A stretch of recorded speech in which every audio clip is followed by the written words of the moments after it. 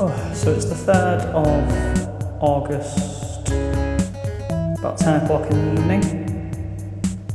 I've had the up. I came through it, went into the dark and came out the other side. I mean, I want to shout out to all the hospital staff because they've been fucking brilliant. Like, everyone has been really lovely. But I've been told my surgery went very well. Very, very well. I'm mobile, up and about as best as I can. I've still got a catheter in. My lucky piss bag is attached to me.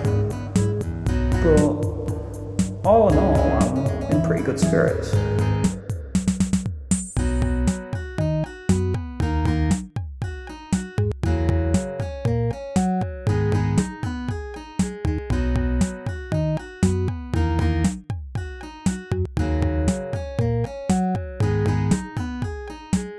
I remember the Friday before my operation, going into the hospital, checking in, and how nervous I felt.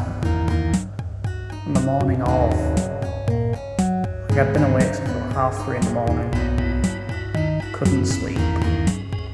So I just watched Father Ted. When they came for me, about 9:30, 25 to 10. And the nurses to take me down to theatre. I had the tights on, a gown. I went to the toilet before they took me down. Just being in that room, locked away from them, knowing once I'd go out there, I'd be taken down to a room, put to sleep. There was a weird animalistic, irrational part of the brain. It was scared I wasn't going to wake up, Part of me was convinced I would die on that table, which is silly. I made it.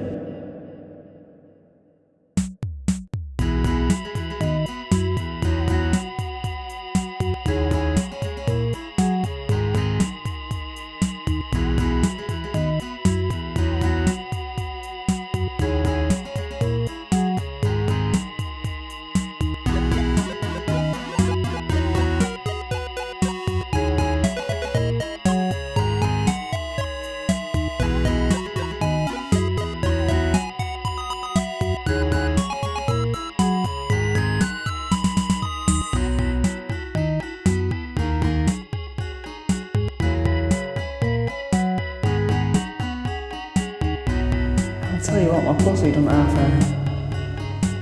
it's bruised and still bleeds. But that's half of the course, it's to be expected. I've got a road ahead of me for recovery. But I think I've got people in my corner I can depend on. Friends, family, my partner. I am so incredibly lucky. I am genuinely, fucking blessed. I'm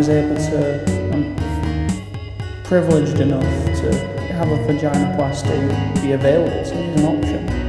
I'm privileged enough to be on estrogen, taking it and transitioning. I am incredibly grateful.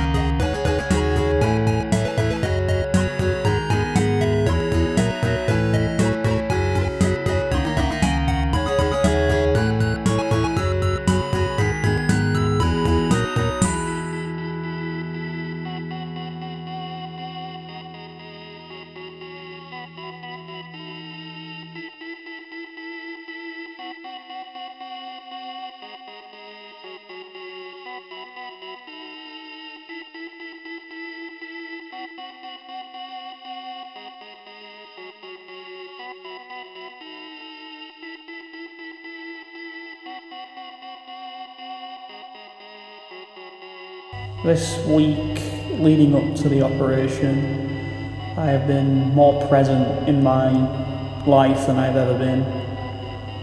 Every single second lasted an hour.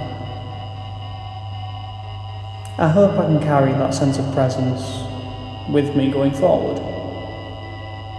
Because it's been nice to just sit and pay attention to things.